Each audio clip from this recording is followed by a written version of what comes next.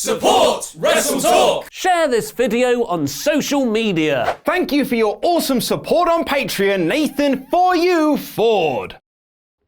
Was Roman Reigns' attacker revealed for Super Duper Reels this time? Ali and Chad Gable advance in King of the Ring, and Randy Orton reads a letter. Oh no. And have the WWE plans for The Fiend been leaked? Click the timestamps down below to jump to any of those news stories and subscribe while you're at it. I'm Luke Owen, press the thumbs up button and leave a comment down below to answer our question of the day. What would you like to see The Fiend do next in WWE? And vote in the poll above my head to let me know what you thought of the show, where you could choose from Smacknificent, Smacktastic, Smack Bang in the Middle, Smackdowner, and a smack in the face. This is the 27th of August 2019 edition of SmackDown Live. Roman Reigns opened the show telling Caleb Braxton that he would speak to Daniel Bryan and Rowan in the ring later tonight after it was advertised that they'd asked for a public apology. Kofi Kingston came out for the show's in-ring start, saying that Randy Orton is the stupid one for underestimating him for 11 years. Randy appeared on the Titantron with a letter in his hand that was slid under his hotel door. Okay, who gave Randy the Samoa Joe letter promo from last year? The letter was, in fact, from Kofi's kid, who said that Randy was a meanie. Orton then threatened to go to the hotel where Kofi's family was staying and pay them a visit. Kofi stormed to the back and they brawled in gorilla position, with Orton laying Kingston out with the draping DDT on the floor. Vince McMahon loves making his baby faces family men. He did it with Roman, he's doing it with Kevin Owens, and he's doing it with Kingston on the same bloody show. The problem is, fans aren't invested in Kofi because he's got a family. We're invested in him because of his 11-year journey to the top of the mountain. The reason the Xavier Woods angle on Raw got so much heat is because we're invested in Kofi's relationship with his New Day brothers and the three of them as characters. For me, Vince is shoving a square peg into a round hole with this one, focusing on the wrong aspect of Kofi's character in an attempt to add fuel to his feud with Randy Orton. Big E came out from seeing a doctor and/or trainer, saying that Kofi will be fine for Clash of Champions but won't be around for his match tonight against Randy Orton. It was reported before the show, unsurprisingly at this point, that Vince McMahon tore up the SmackDown Live script just hours before the start of the show. And that felt very evident in the final product, with a lot more in-ring wrestling to fill time and very little time actually devoted to furthering storylines heading into Clash of Champions. The first of this came when Prince Ali and Murphy had a first round match, which had flips and stiff kicks, definitely. This had very good action, but was not on a par with their 205 Live matches, and that's because the majority of it took place in the ad break. And after lots of back and forth action, Ali hit the 450 for the win. It's surprising that after giving Murphy the big push for the last 2 weeks, going toe-to-toe with Roman Reigns, then beating Daniel Bryan last week, he lost clean in the first round of the King of the Ring tournament. And if the main event segment is anything to go by, he might not be involved in the Roman Reigns attacker storyline anymore either. The Miz was set on to take Sami Zayn next, officially challenging Shinsuke Nakamura to an Intercontinental Championship match at Clash of Champions. But the match never happened, as Sami essentially cut the same promo he did last week and then did the same beatdown angle they did last week. Yeah, Vince definitely threw this script out at the last moment. Control C, Control V. Aha! Elias was backstage in Shane McMahon's office and Kevin Owens walked up, seemingly not upset at all about being screwed out of the King of the Ring tournament last week. Elias told Kevin that Shane wasn't there this week, which led to Owens attacking him later in the show, giving him the stunner. R-Truth tried to pin Elias, but Drake pulled him off and scored the pin instead to win the 24/7 title. So the big Kevin Owens follow-up from last week was just a backdrop to the 24/7 title. I'm just saying, this wouldn't have happened if it was Roman Reigns or Seth Rollins. Bayley, Ember Moon, and Lacey Evans had a stilted conversation backstage where they were WWE women standing in a row. This led to Bayley taking on Evans in a match that went way longer than anyone would have guessed it would. It was pretty good too, and featured Evans kicking out of the Bayley to belly before falling to a second one and an elbow drop. Charlotte was watching from ringside to, I guess, further the storyline. Big E and Randy Orton then had the best match of the night, which was also given a lot of time, and featured the pissed off Big E that we love to watch. Big E also took a lot of the match before Revival came down to run interference. Orton and E blocked each other's finishers, and Revival clocked E into an RKO for the Randy win. The trio then laid Big E out with a super RKO. Ronda Rousey is joining Total Divas, you guys.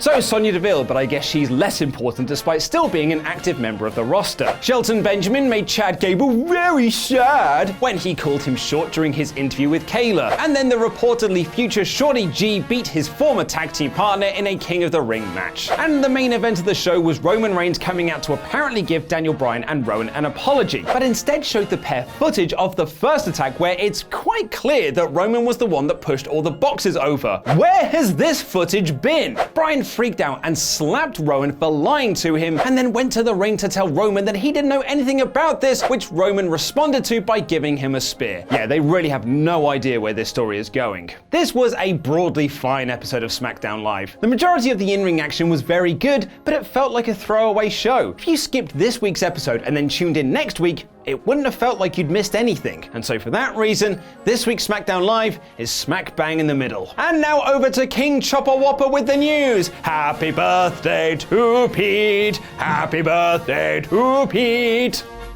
Great review, Luke, but it's still definitely not my birthday. Considering Laurie told you all yesterday to go to my Twitter and tweet me happy birthday and lambast me for not including the Moxley story in Sunday's video, despite the story not breaking before the video was recorded and it not being my birthday, today I'm gonna get some revenge.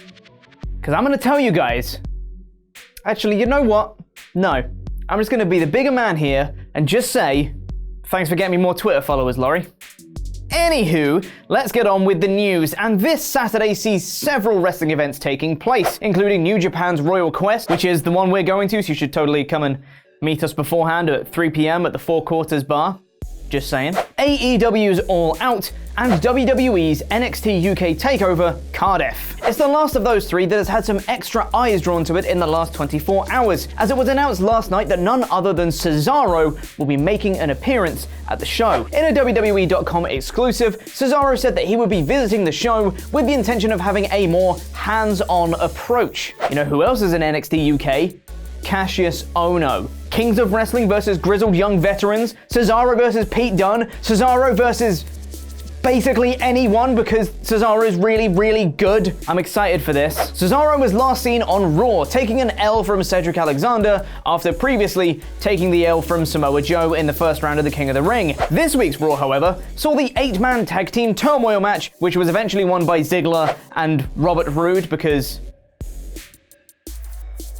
Interestingly, it's now being reported via Brian Alvarez on Wrestling Observer Live that the authors of Pain, Akam and Razar were being considered for a return on Raw in that match, but ultimately they were just left off the show again. The pair made their return to WWE in early July as a tag team at a SmackDown house show. They both competed in the 50-man Battle Royal at Super Showdown as well, so they're both fit and healthy and ready to go. Give me the green light. But for some reason, WWE are just choosing not to use them. It had previously been reported back in late May via John Pollock of Post Wrestling that AOP would return to TV once creative had a story for them. So if this still rings true, then they don't have a story for them, despite this being a really good story for them to come back on, win the match, challenge Seth and Braun at Clash of Champions, and win the belts. That's a story. Instead, we've got Rudolph the Red-Nosed Tag Team. Thanks for whoever super chatted that on yesterday's Wrestle Ramble. It's a good one. But it wouldn't be a SmackDown review/news video without someone mentioning Vince McMahon tearing up SmackDown plans and rewriting them hours before it goes live, and this week is no exception. According to Brian Alvarez on Wrestling Observer Live, Vince McMahon wasn't at SmackDown last night, instead controlling the show over the phone. Vince wasn't around last week due to various XFL commitments, but no word has been given yet as to the reason for his absence this time around. Then later on, Dave Meltzer of the Wrestling Observer on Twitter noted that Vince was tearing up tonight's show. Good or bad, this is a heavy Vince show tonight. This is not the first time, nor will it probably be the last time, that Vince has decided the Blue Brand's show is not good enough just hours before it goes live and rewrites the entire show. In previous weeks, it seems to have paid off with decent to good shows throughout. After a lackluster Raw and a mediocre SmackDown this week, WWE seems to be losing a little momentum as of late after a stellar run of about a month's worth of shows. But that momentum might be about to pick right back up because, now, take this with a genuinely unhealthily large pinch of salt, less of a pinch, more of an entire jar, because the Fiend Bray Wyatt is being advertised to challenge for the Universal Championship at Hell in a Cell on October 6th against either Seth Rollins or Braun Strowman. The arena Hell in a Cell is being hosted in the Golden One Center in Sacramento, California, tweeted out to say, "Get ready, WWE fans. The Fiend Bray Wyatt challenges Seth Rollins or Braun Strowman to a Hell in a Cell match. Get your tickets now and stay tuned." Now, of course, before we get excited, it's important to remember that cards are subject to change, and quite frequently, arenas advertise false matches in order to draw up ticket sales, which honestly is really not okay when you think about it, but this one seems very decisive with its wording and leaves it open to challenge whoever wins their match at Hell in a Cell, instead of just simply advertising The Fiend versus Rollins, for example. We'll simply have to wait and see if this comes true, but The Fiend challenging for the Universal Championship inside Hell in a Cell, there could be some real moments to be had there, until Michael Cole ruins it by reminding you that it is in fact a moment. And now for a very fun announcement. A few months ago, we here at WrestleTalk launched our first ever wrestling scholarship scheme, where we awarded 16-year-old standout wrestler Callum Newman £2,000 and industry support to help him with his career. And then we partnered with independent promotions WrestleGate, which saw Hangman Page shockingly wrestle Pac ahead of their AEW match, and Frontline, which was founded by Will Ospreay. And we're very excited to announce the payoff to all this with our new series, WrestleTalk Showcase, which begins on Monday the 2nd of September, where Luke and I put the spotlight on the independent scene to showcase the next generation of wrestling stars, and those amazing wrestlers and promotions who currently aren't getting the attention they deserve. So hit the subscribe button, enable notifications, because you won't want to miss it. Support WrestleTalk. Support independent wrestling. Ollie, Luke, and Laurie are all talking about the huge Godzilla vs. Kong Easter egg discovery. Click the video on the right to find out more now. And when will AJ Styles retire from WWE? Click the video below that to get all the details. Before you go though, make sure to give this video a thumbs up, subscribe, and enable notifications by pressing the bell icon. And a special thank you to our lovely pledge hammers on Patreon, some of whom you can see scrolling below me right now. I've been Chopper Pete Quinnell, and that was wrestling.